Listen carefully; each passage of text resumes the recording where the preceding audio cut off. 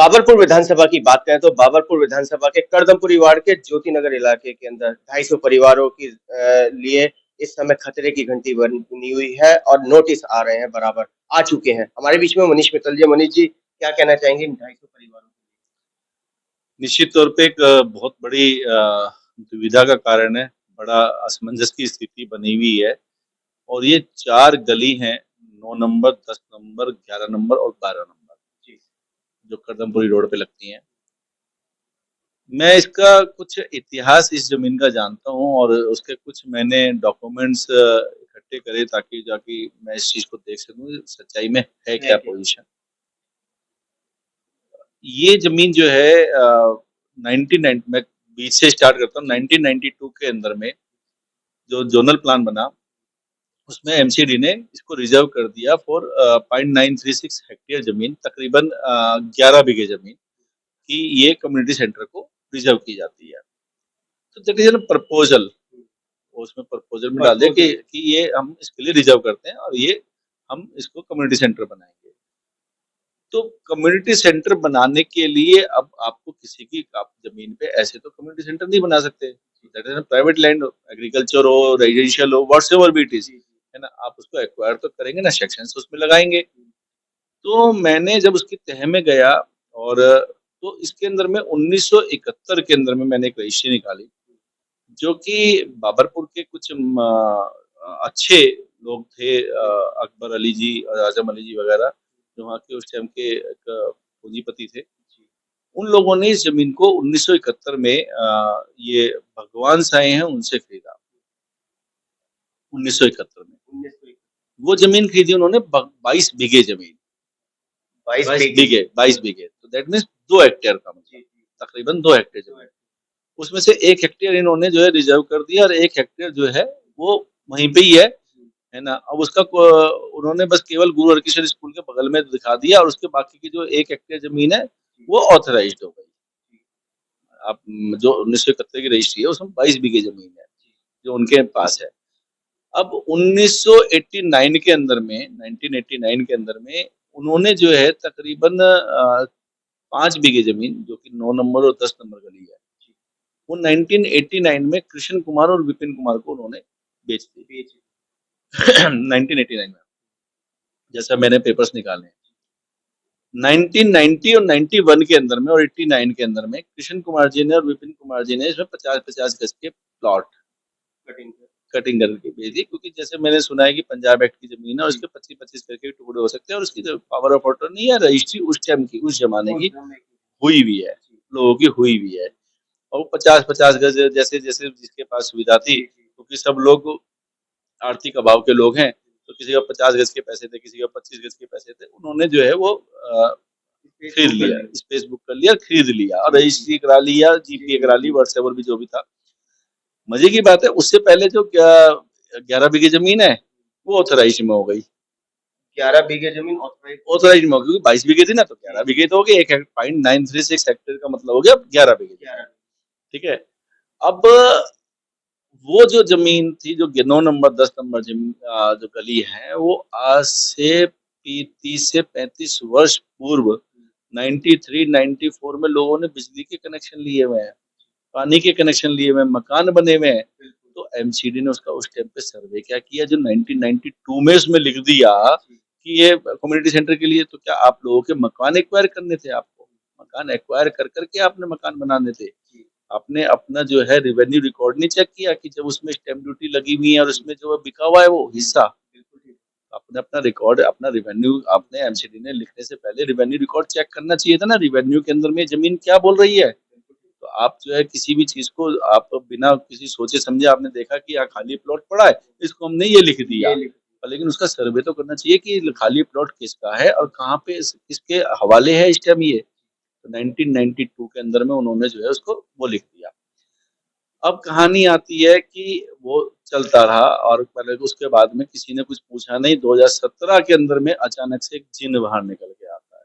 2017 में जिन बाहर, हाँ, जिन बाहर आता है। 2016-17 में वो जिन वाला जो शब्द था मैंने अभी इलेक्शन में सुना था, एक जिन बाहर निकल के आता है और किसी मैसेज ने उसमें पीआईएल डाल दी कि ये जो जमीन है ये कम्युनिटी सेंटर की है तो उसमें जो है 2018 में माननीय अपने हाई कोर्ट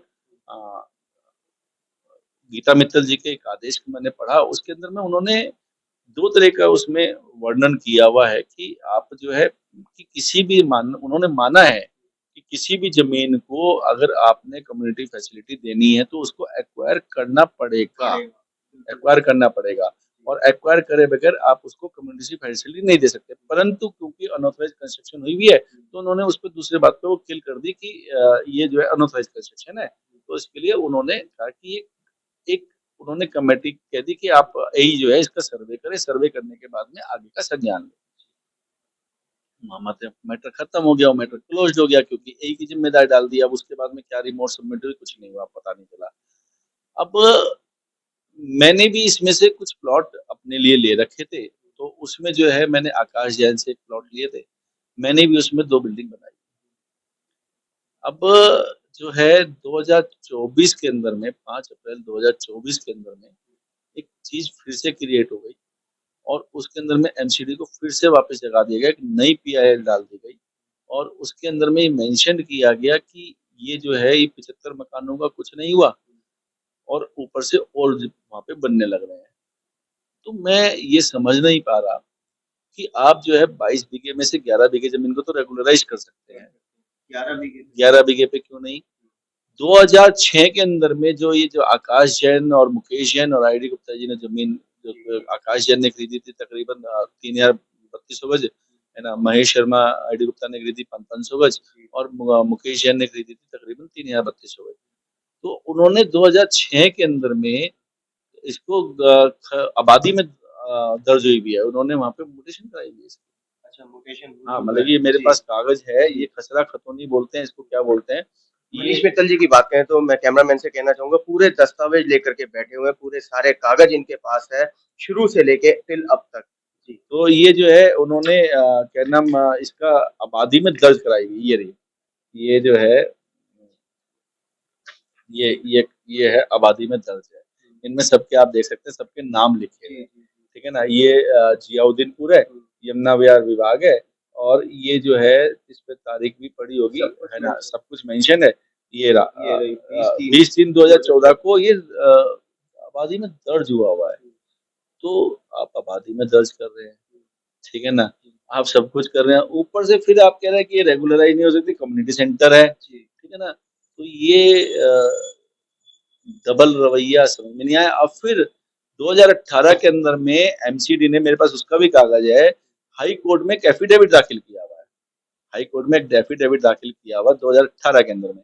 उन्होंने उसको माना हुआ है कि हमारे रेवेन्यू डिपार्टमेंट ने कभी भी इसको एक्वायर नहीं किया।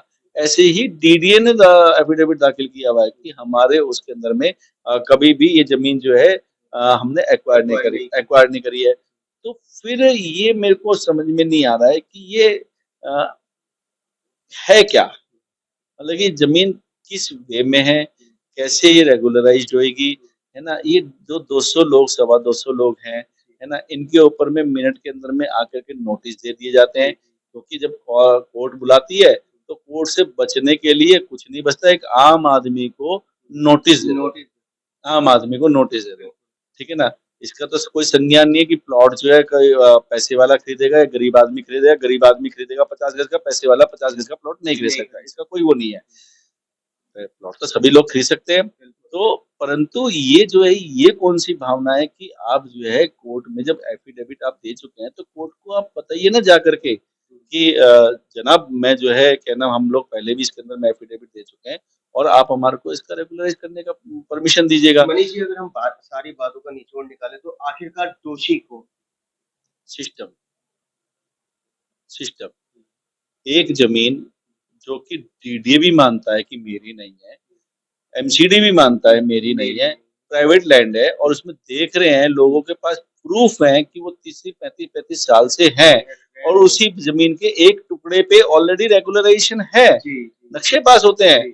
तो उस टुकड़े पे केवल 92 में किसी अधिकारी ने आके लिख दिया कि कम्युनिटी सेंटर के लिए रिजर्व्ड, खाली उस टाइम खाली प्लॉट पड़ा हुआ था तो लिख दिया। तो आज उसका हर्जाना सिस्टम की वजह से एक आम नागरिक भुगत रहा है। तो ये जो है ना इसके लिए तुरंत से तुरंत हम लोग वैसे जो है आप मनोज तिवारी जी से सब भी लोग बात हम माननीय हमारे सांसद महोदय श्री मनोज तिवारी जी से ही मिले, और अभी जो है हमारे जो कैबिनेट बने हैं, जो अभी कह रहे हर्ष मल्होत्रा जी से, हम उनसे भी मिलने का प्रयास करेंगे कि उनसे भी मिलें। और हमारे जो क्या नाम अर्बन लैंड मिनिस्टर हैं श्री हरदीप सिंह पुरी जी, हम उनसे भी प्रयास करेंगे, मिलेंगे, क्योंकि इसके अंदर में एक ऑर्डिनेंस पास होना है। और ये जो है बहुत छोटी सी चीज है कि इस तरीके की जहाँ पे जमीनें में प्रूफ है कि वहाँ पे 35-35 साल से लोग रह रहे हैं, 33 साल से लोग रह रहे हैं, तो उस जमीन को कम से कम भी उन लोगों के हवाले करा जाए, जिसके अंदर में कभी भी कोई सेक्शन नहीं लगा। 2020 के अंदर में सुप्रीम कोर्ट का भी एक वर्डिक्ट है, अगर मैं आपको बताऊं, आपको संज्ञान में दूं, किसी भी सेक्शन को लगे हुए अगर 2 साल हो गए हैं और उस पर कोई कार्रवाई नहीं है तो ऑटोमेटिक निरस्त हो जाता है वो। ये सुप्रीम कोर्ट का वर्डिक्ट है। 2008 के अंदर में एक स्पेशल एक्ट भी है एमसीडी का, कि जिसके अंदर में 2008 से पहले पहले बनी हुई प्रॉपर्टियां टूट नहीं सकती है, परंतु ये समझ नहीं आ रहा कि इसमें हो क्या रहा है। एकदम से इतना पैनिक मचा देना भाई साहब, लोगों के घरों में, जैसे एक है ना नोटिस भी ऐसा दिया गया, अल्टीमेटम केवल 24 घंटे में घर खाली। बताइए कैसे कर सकते हैं। अब कोई विकल्प दे रही है सरकार, झुग्गी झोपड़ी वालों को विकल्प देती है ना सरकार, लोगों के फ्लैट बना के देती है ना, तो कहती है ना सरकार कि जहाँ झुग्गी वहीं मकान, तो हमें झुग्गी वाला ही मान लो, हमें झुग्गी वाला ही मान लो, जहाँ झुग्गी वहीं मकान हो। यहाँ तो अपने जीव खून पसीने की कमाई, गाड़ी कमाई कर करके वो झुग्गी हमने खरीद रखी है, आप जो झुग्गी बोल लीजिए, है ना, वो मकान हमने खरीद रखा है, वो प्लॉट हमने खरीद रखा, खून पसीने की कमाई से, परंतु आप उसे फिर भी ये कहते हैं, तो जहाँ झुग्गी जहाँ मकान उसी केंद्र में ले लो आप हमारे को। भाई साहब, हमारे 25 गज का मकान, 50 गज का मकान, 100 गज का, जिसमें 4 फ्लोर बन गए यार, उसमें 4 कौन लोग रहते हैं, आपको आप संज्ञान नहीं कर पाएंगे। उसके अंदर में कोई 3 व्हीलर चलाने वाला रहता है, कोई इस तरीके का, बोले जिन लोगों के पास बहुत ज्यादा आर्थिक व्यवस्था नहीं है, ऐसे लोग जो एमसीडी स्कूल में टीचर्स हैं, है ना, या ऐसे लोग उसमें रह रहे हैं। आप किसी के पास धन व्यवस्था पूरी हो, तो पूर्ण रूप से धन व्यवस्था वाला तो आदमी 25 गज के या 50 गज के मकान में या ऐसी स्थिति में नहीं रहेगा, है ना। तो ऑब्वियसली कि ये तो जो है जिसके पास धन व्यवस्था नहीं है, आर्थिक अभाव का व्यक्ति, वही 25-50 गज का मकान खरीदता है और रहता है। और अभी तो ताजा उस कॉलोनी के अंदर, उस गलियों के अंदर आईजीएल गैस के कनेक्शन भी हुए। आईजीएल गैस क्या, आप ये बताइए, बिजली का कनेक्शन है, पानी का कनेक्शन है, आईजीएल का कनेक्शन है, और सीवर डला हुआ है, विधायक फंड से सड़क बनती है, हाउस टैक्स लगा हुआ है, सब कुछ लगा हुआ है, everything they are paying, every of the, मतलब कि जो भी गवर्नमेंट की चीजें हैं वो सब वो पे कर रहे हैं उनको, और कई सालों से पे कर रहे हैं। अब गली भी तो बनती है ना, है ना। अब मैंने कहीं से किसी से बात करी, कहते कि जहाँ पे वो बेसिक है वहां तो हमें उसको पानी तो देना पड़ेगा, जहाँ कोई रह रहा है, ठीक है, पानी देना पड़ेगा, गैस क्यों दे रहे हो, सही बात है, गैस क्यों दे रहे हो ना, सड़क आप उसको सीवर क्यों डाल रहे हो, सड़क ही तो बना सकते हो।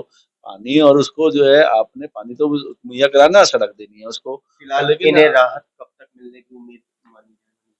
देखिए वैसे मैं जो है पूर्ण रूप से इसके अंदर में कोर्ट का माध्यम भी ढूंढ रहा हूँ, और मैं चाहता हूँ कि ये जो 200 परिवार है, 250 परिवार है, किसी भी रूप से बचे, क्योंकि कोर्ट का कोई भी नोटिस होता है वो कोर्ट से रिवोक होता है ना। मैं नेतागिरी की बातें नहीं करूंगा, हाँ, मैं नेतागिरी की बातें नहीं करूंगा, क्योंकि आश्वासन एक अलग चीज है, परंतु पुख्ता चीजें, ये मेरा पूरा एक बंडल है, इसके अंदर में पूरी लिस्ट ऑफ डॉक्यूमेंट्स बने हुए हैं सारे के सारे, मैं पुख्ता चीजों के साथ, है ना, भाई राजीव कौशिक जी हैं, है ना, और क्या नाम हमारे अन्य गली के सभी लोग, है ना, पूर्ण रूप से साथ मिले हुए हैं, और एक साथ कदम से कदम मिला करके, है ना, राजीव कौशिक जी ने पहले बहुत लड़ाई लड़ी इस विषय में, और क्या नाम अभी भी तन मन धन से हम सब लोग साथ हैं, और हम गली के एक एक मकान को बचाने का प्रयास करेंगे,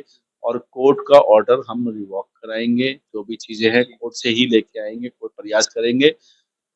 ये जरूर है कि हम शासन से ये जरूर उम्मीद रखते हैं कि इन 200 परिवारों का, गरीब परिवारों का ध्यान करे, और इसका एक ऑर्डिनेंस अगर तो शासन चाहे तो विद इन 15 मिनट, अभी इस टाइम चल रही है, संसद चल रही है, संसद अगर आपके चैनल के माध्यम से मेरी आवाज सांसद तक पहुंच सकती है, संसद तक पहुंच सकती है, माननीय मोदी जी तक पहुंच सकती है, या हरदीप पुरी सिंह जी के पास पहुंच सकती है, तो मेरा उनसे कर्तव्य निवेदन है कि आप जो है इस पे संज्ञान लीजिएगा और इस चीज को वेरीफाई करा करके कि कितने वर्षों से ये लोग रह रहे हैं और कैसी जमीन है ना, उसको जो है आप जो है एक ऑर्डिनेंस पास कर करके आप इस जमीन पे राहत दिलवाइएगा, उन लोगों को राहत दिलवाइएगा, ताकि जो है आने वाले वो बच्चे अपने रात को सो सके, आराम से सो सके, उनकी